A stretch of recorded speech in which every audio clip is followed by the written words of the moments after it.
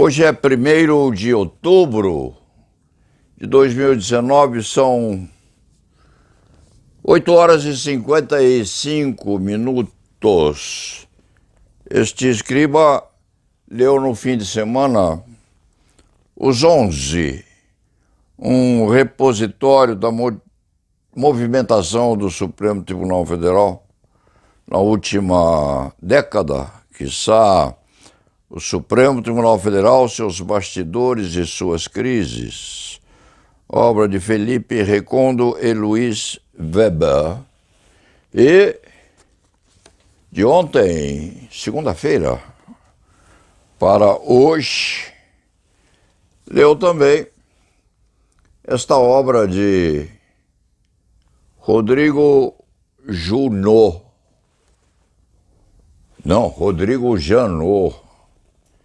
ex-procurador-geral da República e muito conhecido porque inaugurou, a bem dizer, um combate correspondente à Lava Jato e se tornou famoso há poucos dias, aliás, por ter confessado que em determinado momento da sua vida, enquanto Procurador-Geral da República, aliás, teve vontades de disparar contra o ministro do Supremo Tribunal Federal, Gilmar Mendes, só não o fazendo porque a mão de Deus o teria impedido. Isso despertou, todo mundo sabe, uma série de condutas até mesmo do Supremo Tribunal Federal. Janot foi proibido de se aproximar do Supremo Tribunal Federal, tomaram-lhe o porte de arma, ele que andava, conforme confessa ou admite nesse livro Nada Menos Que Tudo, confessa que portava sempre uma pistola .40. A cinta, isso ponteou ou potencializou a aquisição deste livro, Nada Menos Que Tudo, onde ele promete contar tudo o que lhe teria acontecido nos 2 mandatos como Procurador-Geral da República, teria inaugurado os primeiros movimentos da Lava Jato.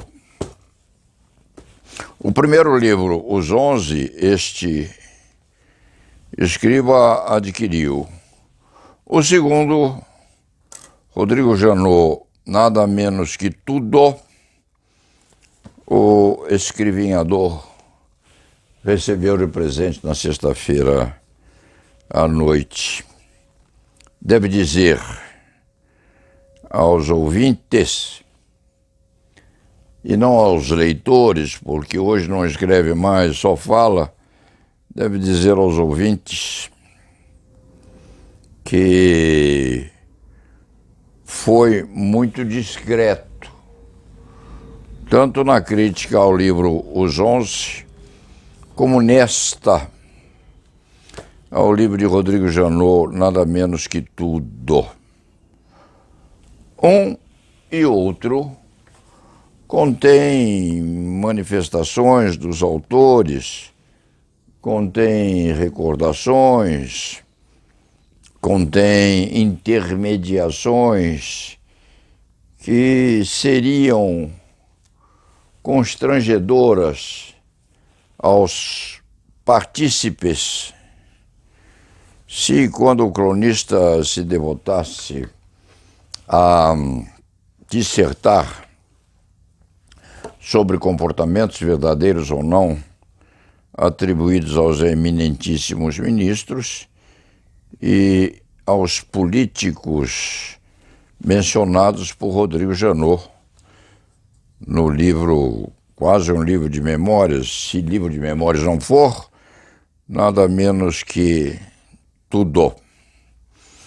São duas obras merecedoras de leitura, sim, e de reflexão também. É saber se os ministros tinham direito à exposição pública.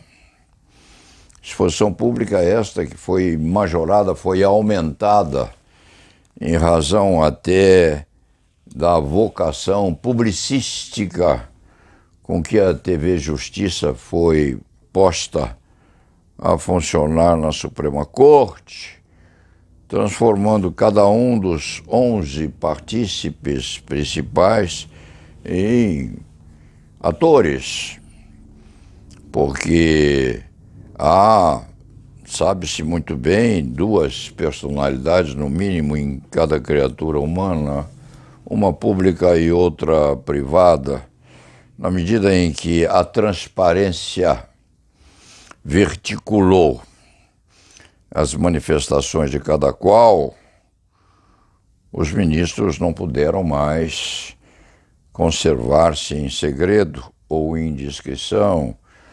Há brigas famosas entre Joaquim Barbosa, que era mal criado e muito, saiu do Supremo a tempo certo, Gilmar Mendes, Lewandowski e Marco Aurélio,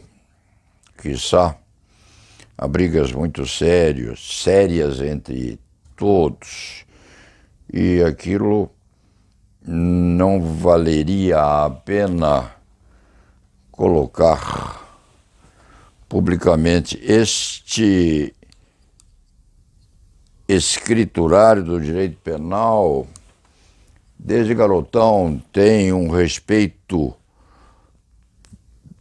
que é até uma dose grande de veneração pela toga. A toga e a beca para este escrivão do direito penal e do processo penal são mantos sagrados que merecem, sim, uma respeitabilidade muito grande.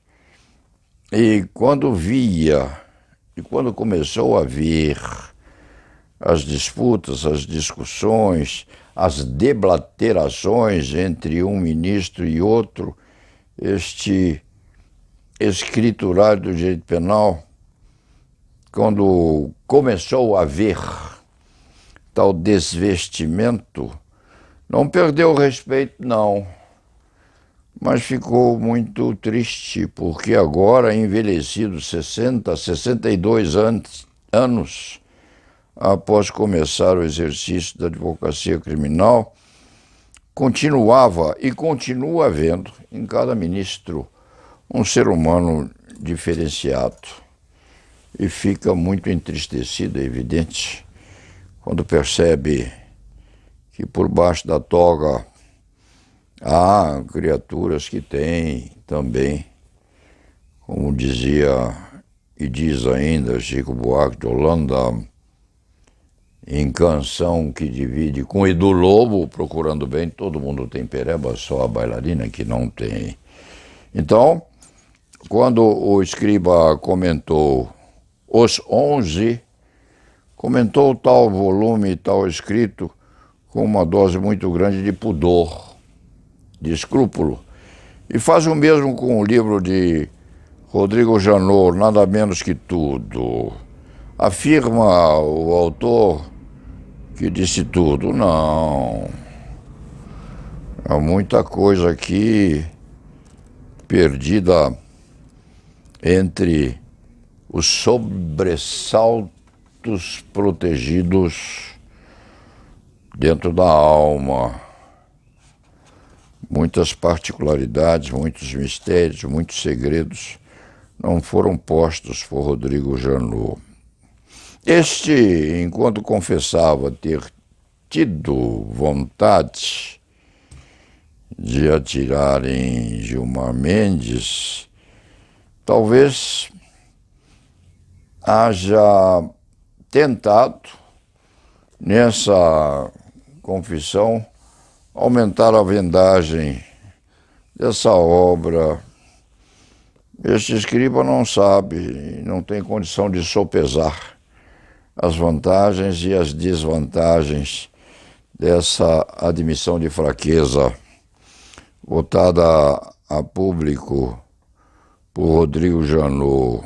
Não sabe se seria menos desenvolvida na publicidade a capacitação deixada pela confissão de ter pensado em atirar em Gilmar Mendes.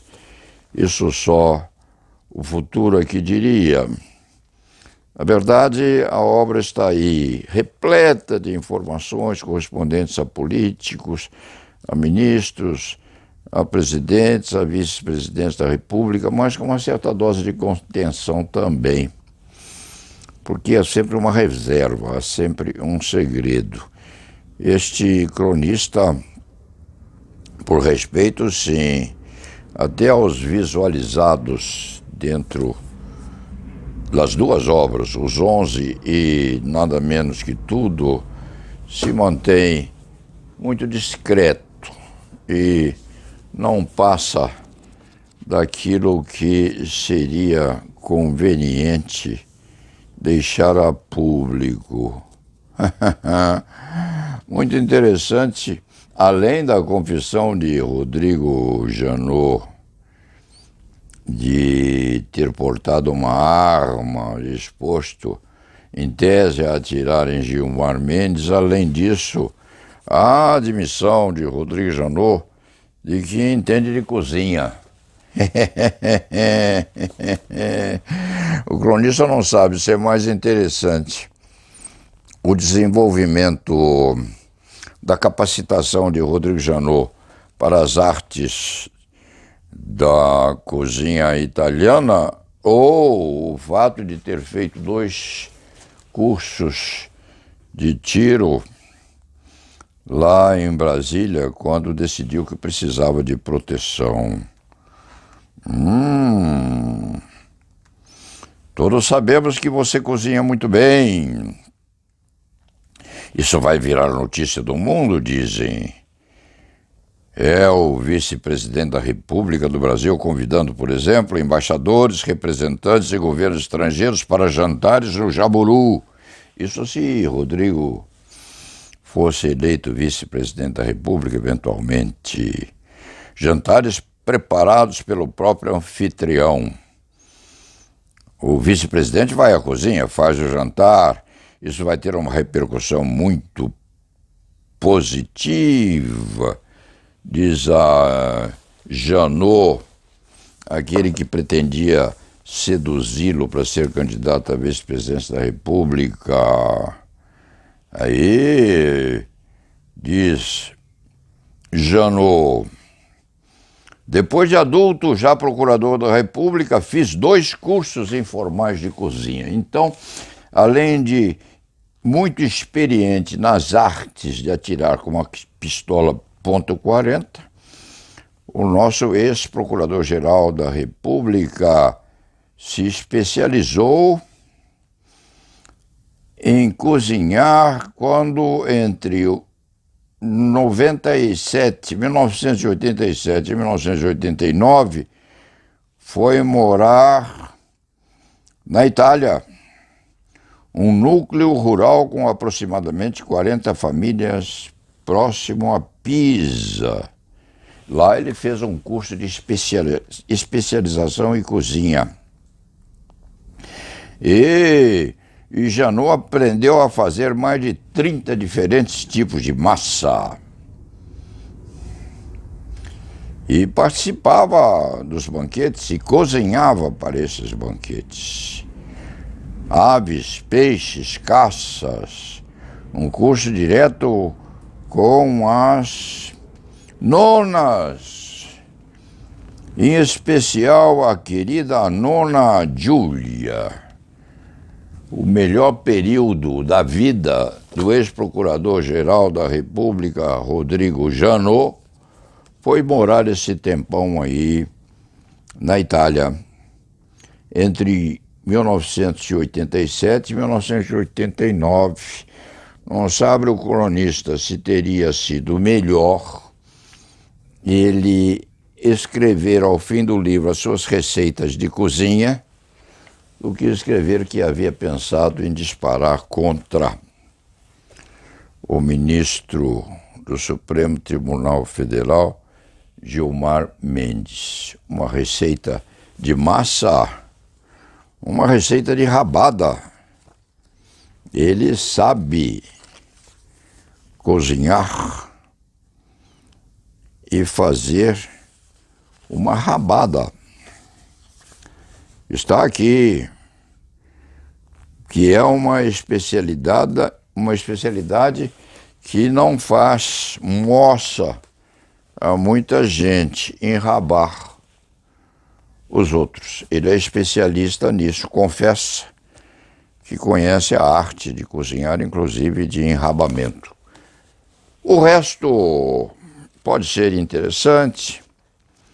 Há manifestações quanto a particularidades da vida de muito político, uns presos, outros processados ainda, outros que conseguiram reaproximar-se na polícia e na política brasileira, ainda sob ameaça de enrabamento. Isso deixou este cronista muito impressionado, porque uma das coisas boas acontecidas ao cronista na vida foi o tempo que passou também na Itália, na Veneza dos Doges, em Pompeia, na Roma antiga, e podendo ver pessoalmente aquelas obras maravilhosas deixadas pelos nossos escultores e pintores clássicos. O resto é resto. Vamos ao trabalho. Deu muita vontade ao cronista de parar de ler isso na madrugada. Mas, quando se deparou com a imagem de Rodrigo Janot, naquele povoado italiano, enrabando os outros, este cronista ficou entusiasmado em terminar a leitura desta obra, que pode ser que passe ao futuro. E pode ser que estanque no meio do caminho, como esse livro, Os 11. Porque tudo passa, tudo passará, inclusive os 11 do Supremo Tribunal Federal. Virão outros, virá outra Suprema Corte. O Brasil há de se desenvolver e sobreviver a todos nós. E lá na Vivá.